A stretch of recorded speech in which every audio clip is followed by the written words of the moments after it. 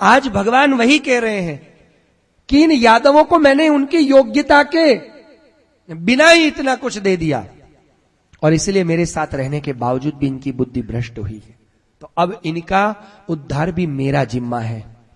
और इसीलिए भगवान ने संहार की लीला करी और उन्हीं ऋषि मुनियों से श्राप दिलवाया। तो श्राप ऐसा क्यों दिलवाया कि जाओ पूरे यदुकुल का संहार होगा? वो ऋषि मुनि भूल गए कि यदुकुल में भगवान भी आते हैं, भगवान को श्राप देने की जरूरत कैसे करी? तो ऋषि मुनि भूले नहीं, पर भगवान ने इसलिए ऐसा श्राप दिलवाया क्योंकि ऐसा श्राप जब ये यादव सुनेंगे तो क्या होगा? अरे यार, उनको वो प्रसंग याद आएगा कि भगवान ने उनको बचपन में सिखाया था। आपने पूरी भागवत जी की कथा तो पढ़ी है, अब मुझे वापस कथा कहने की जरूरत नहीं है, पर आपको याद नहीं आएगा तो कहनी पड़ेगी। नृग राजा की कथा आती है, याद है ना? एक नृग राजा जो गायों का दान देते थे और एक ब्राह्मण की गाय वापस आ गई और गिरगिट बने और कुएं में 10,000 वर्ष तक रहे। तब भगवान ने अपने बच्चों को कहा था कि देखो, ये नृग राजा ने ब्राह्मणों का क्रोध लिया, ब्राह्मणों का अनादर किया, उनका अपमान किया, इसका ये नतीजा कि 10,000 वर्ष से नरक योनि भोग रहे हैं। गलती से भी कभी किसी ब्राह्मण की लक्ष्मी का हरण मत करना, किसी ब्राह्मण का क्रोध मत लेना, किसी आचार्य, किसी गुरु, किसी संत तपस्वी का अपमान मत करना, ये समझाया था ना। वो बात उनको याद आई। जैसे ही श्राप मिला ना, अरे भगवान ने समझाया तो था, और ब्राह्मणों का श्राप सही होता है। और उसमें भी कौन? विश्वामित्र, नारद, ऐसे ऋषि मुनियों का श्राप। और उन्होंने क्या श्राप दिया है? यदुकुल का संहार होगा। मतलब वो श्राप किस पर लगेगा? भगवान पर भी लगेगा। मतलब अब भगवान भी हमें नहीं बचा सकते। इस डर के मारे, उस डर के मारे उनका खाना पीना सब छूट गया। इसको वैराग्य कहते हैं। वैराग्य श्री सुबोधिनी जी में श्री महाप्रभु जी समझाते हैं कि वैराग्य यानी मृत्यु का निश्चित बोध करा दिया। किसी इंसान को वैराग्य कब होता है? आप अभी मौज में घूम रहे हो ना, शास्त्री जी कितना ही बोले, कितनी ही बार जोधपुर में आ जाए, अरे हम काहे की बेगम छोड़ेंगे, वो शास्त्री जी को छोड़नी हो तो छोड़े, हम तो बेगम को पकड़े ही रखेंगे। क्योंकि हमें ये मालूम नहीं है कि हमारी मौत कब है, इसलिए हम मृत्यु निश्चित है। श्री महाप्रभु जी ने बड़ी सुंदर बात बताई है, मर्त्यो मृत्युर व्याल भीत पलायन, सबकी मृत्यु निश्चित है। और एक बात याद रखिए, मृत्यु निश्चित है और मृत्यु ही सत्य है, उससे डरो मत और उसका स्वीकार करो। मृत्यु से भागो भी मत, एक्सेप्ट करो। हम लोग, कोई बोलता भी है ना, यार अब मौत आएगी, ऐसा मत बोल, अच्छी बात बोल। अरे अच्छी बात क्या है? आएगी तो सही ना, अभी आएगी कि कल आएगी कि परसों आएगी या महीने बाद आएगी, साल भर बाद आएगी, आएगी जरूर। तो मृत्यु से क्या डरना यार, जो कंफर्म आने वाली है। प्रॉब्लम क्या है? यादवों को पता चल गया कि आज से 8वें दिन हमारी मृत्यु है। 7 दिन ही उनके पास थे, यादवों के पास भी कितने दिन थे? इन्होंने श्राप दिया ना, उसमें 7 ही दिन बचे थे। ये आप भागवत की कथा आपने पढ़ी होगी तो आपको मालूम होगा, सिर्फ 7 ही दिन का समय था यादवों के पास। तो अब जिस किसी को पता चल जाए कि 7 दिन के बाद, यहां जितने भी लोग बैठे हुए हैं जिनकी कमर का कमरा बना हुआ है, उन सबको बोलो कि बस आप परसों ही अब अच्युतम केशवम राम नारायणम, सच्ची बोलो, घर जाके खाना अच्छा लगेगा? हैं? नींद आएगी? टीवी देखने में मन लगेगा? कितना ही मनपसंद प्रोग्राम होगा, यार परसों तो चला जाऊंगा। प्रोग्राम चल रहा है पर मन नहीं लगेगा। बच्चा भी आएगा ना, दादाजी दादाजी, अरे दूर हट, अब क्या तेरे दादा चाहेंगे? बोले दादा ऐसे तो मत बोलो, अरे बस अब परसों तक हूं। सीधी सी बात है, खाना पीना अच्छा नहीं लगेगा, सोना अच्छा नहीं लगेगा, कुछ अच्छा नहीं लगेगा। और इतना ही नहीं, अच्छा नहीं लगेगा उतना ही नहीं, अब ये मोह माया रख के क्या करूं, बस अब मेरे पास तो सिर्फ 3 दिन बचे हैं, छोड़ो, ले सोने का कड़ा चाहिए, ले जा, मेरे किस काम। सोने में से ममत्व चला गया। जिस सोने को कभी छोड़ते नहीं थे, अब 100 रुपए का क्या करूं, ले तू 1000 ले जा, परसों तक ही हूं। सुनो, यादवों को पता चल गया कि मेरे पास कितने दिन है, हमारे पास बस मृत्यु का बोध होते ही कि अब हम मरने वाले हैं, किसी भी वक्त, आज कल परसों तक में, क्योंकि 7 दिन के अंदर अंदर मरेंगे, पर कब मरेंगे, आज भी मर सकते हैं, कल भी मर सकते हैं, क्योंकि ब्राह्मणों का श्राप कभी भी मिथ्या नहीं होता। यह हमको भगवान ने बचपन में सिखाया था, हम भूल गए। वैराग्य, अब आपको समझ में आया वैराग्य कहां है ये, और इसीलिए हम सबको वैराग्य कब होगा, या तो हमें पता चल जाए कि मृत्यु निश्चित ही है, मृत्यु निश्चित ही है, कभी न कभी आनी है। और वैराग्य का अर्थ है कि दुन्वयी पदार्थों में से मन का हट जाना और उस परम तत्व में मन का लग जाना। क्योंकि जब तक वैराग्य नहीं आता तब तक ज्ञान भी नहीं पैदा होता। ये गुटका बकवास चीज है, ये पता कब चलता है, जब डॉक्टर के पास जाओ और डॉक्टर बोले कि आपको कैंसर हो गया है, तो आपको क्या ज्ञान होगा, कैंसर, और वो भी लास्ट स्टेज पे, कितने दिन, डॉक्टर बोलेगा अब बस 5-6 दिन ही बचे हैं। गुटखा बहुत बुरी चीज है। फिर वही आदमी सबको कहेगा मत खाओ, देखो मेरी दशा देखो, सबको ज्ञान और देगा, खुद को तो हो ही जाएगा, दूसरों को और देने लग जाएगा, है कि नहीं। तो जब तक वैराग्य प्रकट नहीं होता तब तक ज्ञान नहीं आता। और इसीलिए देहाध्यास वैराग्य से दूर होता है और इंद्रियाध्यास ज्ञान से। इंद्रियाध्यास का मतलब इंद्रियों के विषयों की ज्यादा लोलुपता, इंद्रियों के विषयों की लोलुपता, आंख के विषय देखने में रस, मनपसंद वस्तुओं को देखने में रस आना। इंद्रियों का विषय मतलब कथा में बैठे हैं पर चाय पीने का मन हो आना, ये इंद्रियाध्यास है। नहीं मतलब एक घूंट चाय मिल जाती तो अच्छा रहता था, इंद्रियों के विषय में रस आ गया। नहीं यार मतलब कथा तो चल रही है पर फिर भी हम, अगर कथा सुनने में मजा तभी आए जब थोड़ा सा मुंह में कुछ बनारसी पान डाल दिया जाए।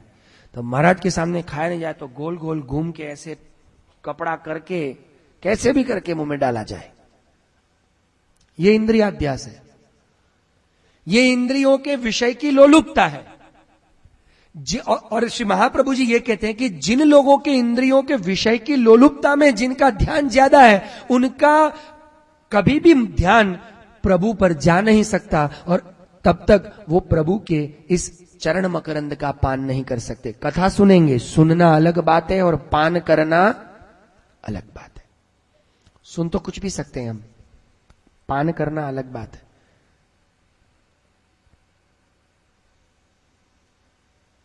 वैराग्य, अभी ज्यादा गहराई में न जाते हुए, भगवान जब अतिशय कृपा करते हैं, और एक बात और बता दूं, किसी की जीवन में कोई कष्ट आ जाए, मतलब मान लो कि आप बहुत ज्यादा भक्ति करते हो पर आपके जीवन में कष्ट आया, कोई रोग लग गया, और इसीलिए आपने कभी देखा है ध्यान से, मैंने तो बहुत बार जीवन में अनुभव भी किया और जब इन चरित्रों को पढ़ता था तो सोचता रहता था कि रामकृष्ण परमहंस जैसे परम भक्त रामकृष्ण परमहंस कैसे थे, और कैसे परम भक्त कि मां काली उनके साथ बैठ करके उनके हाथ से कवे खाती थी, मां रोती थी अगर रामकृष्ण कहें कि जा मैं नहीं बोलता तुझसे, हम भगवान हमें कहे नहीं बोलता और हम रोए, ये तो बड़ी छोटी बात है। पर रामकृष्ण कह दे मैया आज मैं तेरे घर नहीं आऊंगा, और मां की आंख से आंसू निकल आए, ये ऐसा भक्त। पर रामकृष्ण परमहंस को ब्लड कैंसर था, वो भी लास्ट स्टेज का, ये मालूम है आप लोगों को? लास्ट स्टेज का ब्लड कैंसर। हाँ, वो भी लास्ट स्टेज का कैंसर, खून निकलता था उनके बोलने तक में। सूरदास जी जैसे परम भगवती जो प्रभु के साथ वार्तालाप करते हैं, पर उनको हमारे जैसी आंखें भगवान ने नहीं दी।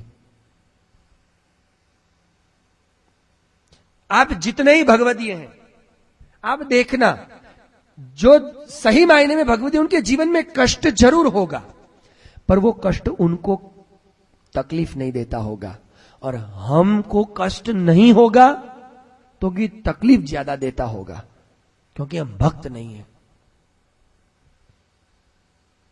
इससे क्या सिद्ध हो रहा है कि जिनके जीवन में कोई कष्ट आता है या कभी कोई तकलीफ आती है, तो एक बात याद रखना, और खास करके जिन पर भगवान की अतिशय कृपा होती है ना, उनके ऊपर भगवान क्या करते हैं?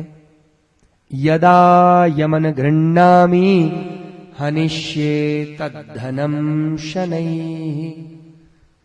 जिन पर भगवान कृपा करते हैं उनका धन भगवान धीरे धीरे करके ले लेते हैं। जिस धन को वो अपना मानता है, मतलब जिसको वो अपना और धन मानता है, अगर घर को अपनी संपत्ति मानता है, भगवान उनका घर छीनते हैं।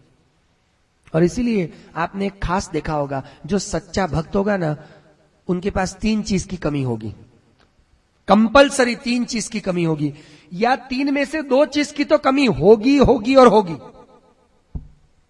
कौन सी 3 वस्तु है भगवान अपने खास भक्तों को नहीं देते? एक, संपत्ति नहीं देते, और या तो होगी तो नष्ट करा देंगे।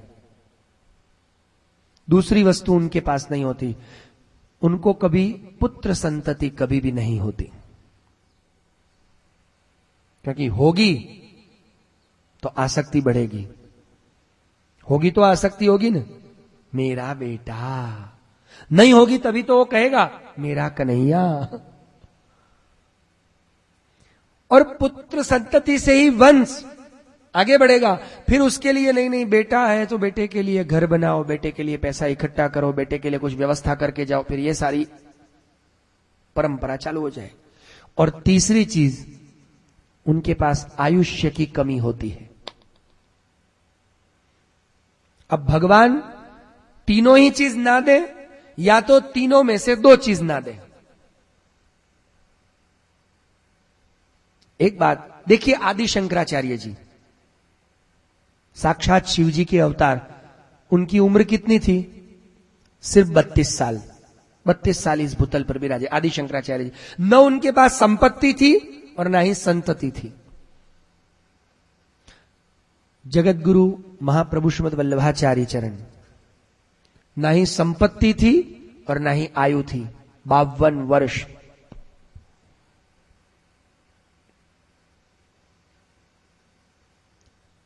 तीन में से 2 चीज तो नहीं ही देंगे परमात्मा। मतलब जिन पर कृपा करते हैं, अगर उनके पास संपत्ति है, संतति है, तो धीरे धीरे करके वो छीनते हैं भगवान। और छीनते हैं इतना ही नहीं, कृपा करके उनके विषयों की जाली को तोड़ते हैं, और वो जाली को तोड़ करके सबसे पहले ममता का नाश कराते हैं। मतलब हमारे ममता के जितने विषय हैं, हमारे ममता के विषय क्या है? ममता का विषय क्या? परिवार, बच्चे, घर। ये मेरा घर, मेरा, ममता। मैं नहीं, मैं माने अहंकार, पर ममता के जितने विषय हैं, तो ये प्रथम अध्याय में वैराग्य पैदा करके ममता का नाश है। अब उनकी ममता, ये यादवों की ममता भी चलेगी और भगवान की ममता भी चलेगी। देखो, भगवान की अपने यादवों के प्रति ममत्व न रहा, और यादवों को भी अपने शरीर के प्रति अब ममत्व अरे यार कब क्या हो जाए मालूम नहीं, अब जल्दी कुछ अच्छा करो, भगवान का नाम लो। इसलिए सारे यादव इकट्ठे होकर के पिंडारक क्षेत्र माने प्रभास पाटन, द्वारिका के पास जो सोमनाथ है, वहां पर जाकर के क्या करने लगे? यज्ञ करने लगे। आपने भागवत की कथा तो सुनी होगी। यज्ञ किया, दान किया, तप किया, भगवान ने सब करवाया। बोले करो, अब वही करेंगे, क्योंकि अब मन नहीं लगता है कि लाओ अब कुछ करें शरीर के सुख के लिए। ये वैराग्य आया, और वैराग्य से ही इतना ही नहीं, वहां पर कहते हैं कि भगवान ममता का नाश कराते हैं ना, तो ममता का नाश करते क्या होता है?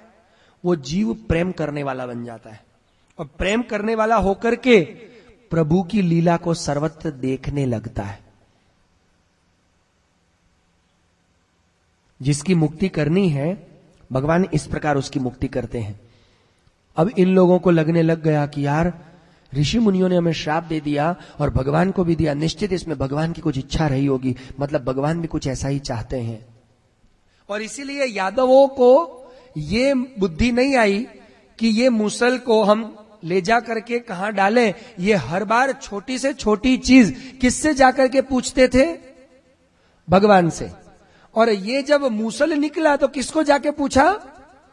राजा उग्रसेन को जाके पूछा। मतलब भगवान से भी डर लगने लगा, अब भगवान के पास जाने में भी कतराने लगे।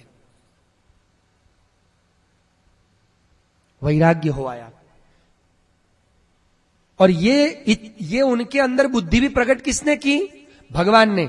अगर भगवान के पास जाते, वो भगवान के पास नहीं गए, तो ये मत सोचिए कि वो अपनी इच्छा से नहीं गए, भगवान ने ही ऐसी लीला करी कि वो भगवान के पास नहीं गए।